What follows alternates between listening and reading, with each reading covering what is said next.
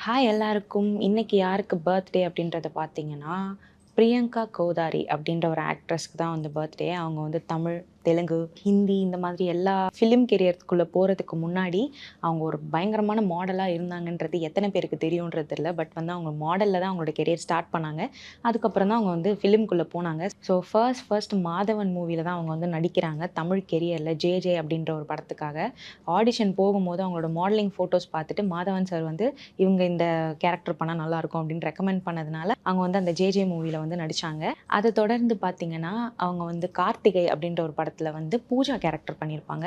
எத்தன பேருக்கு அந்த பூஜான்ற ஒரு கேரக்டர் பிடிக்கும் அப்படின்றது மத்த எல்லாருக்குமே அந்த கார்த்திகை மூவி பார்த்தவங்களுக்கு எல்லாருக்குமே புரிஞ்சிருக்கும். ஸோ அத தொடர்ந்து பார்த்தீங்கன்னா, கச்சேரி ஆரம்பம் அப்படின்ற ஒரு படத்துல வந்து ஒரு கிளாமரஸ் சாங்க்கு வந்திருப்பாங்க.